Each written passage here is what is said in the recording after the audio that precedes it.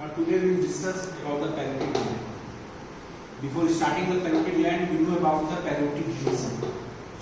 This parotid region, it is a fascial lined space which forms the bed or molds for the parotid gland. The parotid gland is casted in this region with some extension of the gland. Some part of the gland extend from this region, and this extension forms the process or accessory parotid gland. Now, the boundary of the parotid region is bound in this diagram. You see in the skull, this region. This is the ramus of the mandible, and this is the mastoid process. This is the external auditory meatus, and this is the zygomatic arch. So this region, it is the parotid region. This parotid region anteriorly bounded by posterior border of the ramus of the mandible. This is the ramus. Its posterior border forms the posterior boundary, anterior boundary of this parotid region. Now, at this ramus of the mandible, there are two muscles inserted. One muscle that is inserted on the lateral surface, it is the masseter. This masseter inserted on the lateral surface, this surface, while on the medial surface, rough area towards the angle of the mandible, it is the medial pterygoid muscle. Medial pterygoid muscle. So, the anterior boundary, it is the posterior border of the ramus of the mandible along with the insertion of the masseter on the lateral surface and the medial pterygoid on the medial surface. Now, the posteriorly, it is bounded by the mastoid process. See this now? This is the mastoid process close to the external, behind the external auditory meatus. So, posterior boundary is the mastoid process. Now, this mastoid process also gives attachment of the two muscles. On the laterally, it is the sternocleidomastoid muscles. So, it is the SCM, sternocleidoid muscles, plus on the medial surface there is a muscles. This muscles takes origin, it is the posterior belly of the digestive muscles. So it is the posterior belly of digestive muscles. So the posterior boundary mastoid process along with these two muscles, sternocleido and the posterior belly of the digestive muscles forms the posterior boundary. Now the superior boundary. This is the superior boundary. This superior boundary is formed by the external acoustic meatus, and it is formed by the temporomandibular joint. Temporomandibular joint, it is the posterior aspect of the temporomandibular joint. It forms the superior aspect of this parotid region.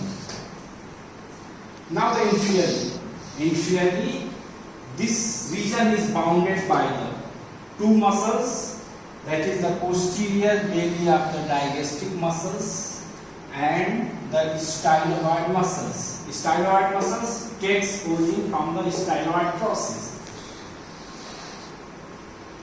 So these structures forms the inferior limit of this parotid region.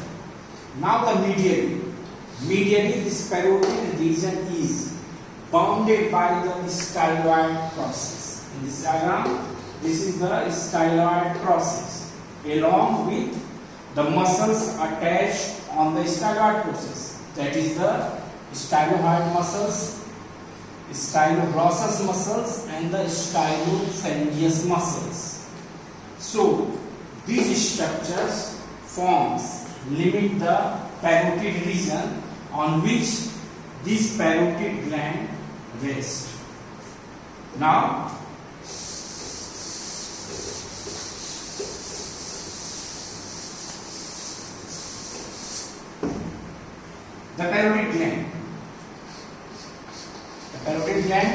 is the largest salivary gland.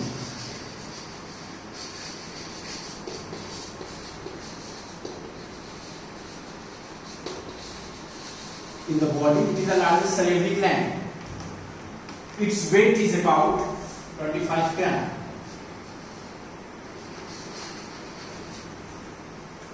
The shape of the parotid gland is very irregular shape, but most commonly it is inverted pyramidal. Inverted pyramidal in shape.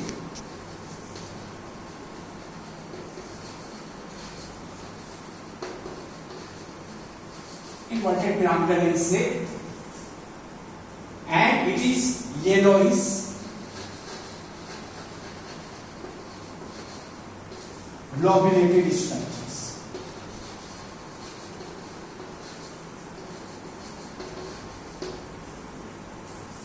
The inverted pyramidal, its apex directed downwards, while the base it is directed above towards the external auditory meatus and the temporal joint, while the apex is directed downwards towards the carotid triangle.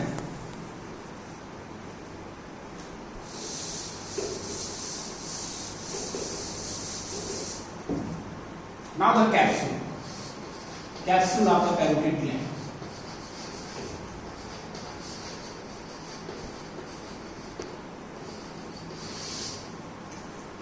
This capsule in this diagram. Now the capsule of the parotid gland. This capsule basically is a false capsule because it is derived from the investing layer of deep cervical fascia. This investing layer, it is the fascia, deep fascia of the neck. In the neck, there are three types of deep fascia, that is the investing layer, pretracheal layers, and the prevertebral layer. This investing layer form the capsule of this parotid gland as well as the submandibular gland. Now, at the apex of the parotid gland, this investing layer, we see divided into the two lamina, one in front and one behind. In front it is the superficial lamina, while behind it is the deep lamina. This superficial lamina is thick and it covers the lateral surface of the parotid gland as well as this masseter muscles, and it is inserted on the lower border of the zygomatic arch. So this fascia is known as, this part is known as the parotidomastoid fascia. Parotidomastoid fascia. Because it covers the parotid gland as well as fused with the epimysium of the masseter, and it is inserted on the lower border of the zygomatic arch, and it is the thick fascia. While the deep lamina, it is thin and it is attached to the styloid process. It is attached to the lower border of the tympanic plate. Now, a part of this fascia is modified, that is between the styloid process and the angle of the mandible. Styloid process to the angle of mandible.